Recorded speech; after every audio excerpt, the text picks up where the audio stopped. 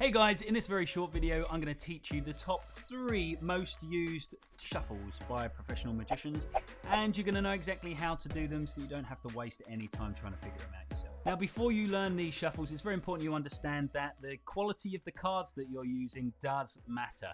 The cheaper cards, the plasticky cards, sometimes stick together and it won't allow you to do tricks or shuffles very easily at all. But if you upgrade to cards like these are bicycle cards. These are the most popular cards amongst magicians. Each card has lots of little air pockets in it, which allows them to glide very nicely on top of each other, which means doing card tricks and doing magic and doing shuffling is far easier.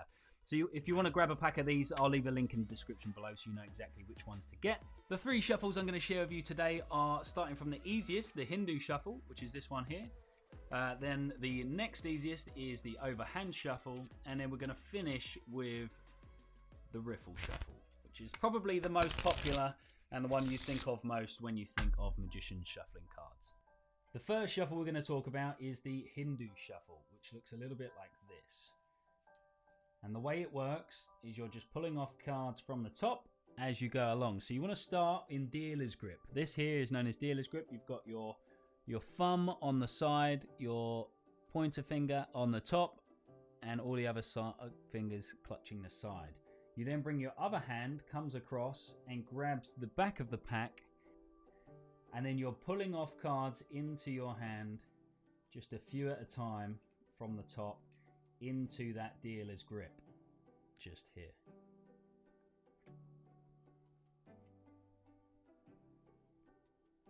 The next shuffle that we're going to go through is the overhand shuffle, which is probably the most popular known amongst humans.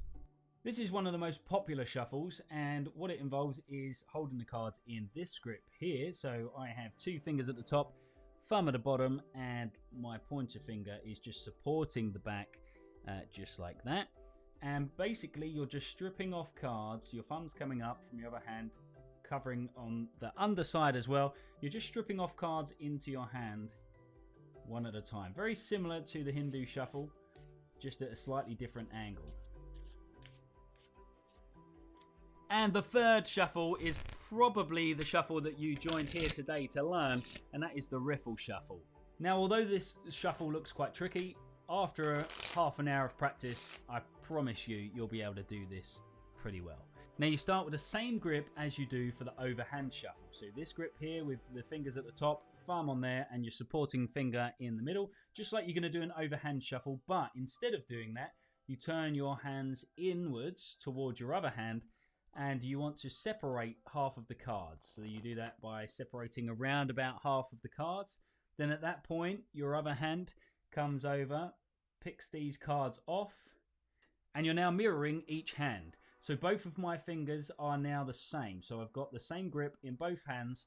I now just drop cards on each hand like this. But obviously we want to drop them on top of each other. Now you want to overlap only a tiny bit. So you want to start maybe like this, and gradually drop those cards in between each other. Now that's the bit you want to rehearse first before you do the final part. So let's do that again. You start with the same grip as before. You riffle off half the cards. You take that half, the bottom half, into your other hand, and then you mirror each hand. So both hands has the same amount of cards in each, and then it's just a case of one at a time trying to drop cards in. Now gradually you'll figure out that angle as you go. So just keep rehearsing that at the minute. It doesn't need to be perfect. You'll never get the perfect layer of 1-on-1, but here's an example of what it should look like. Once you're then in that position, you then want to bend your fingers in. You want to keep both of your thumbs on the top in the middle, just like that, to keep that pressure there. Bend your hands in, and then gradually you just release that pressure, and all of the cards will go down smoothly and nicely. Now, so you want to bend the pressure, gradually reduce that pressure, and then they all fall in flat back together. So let's do that again.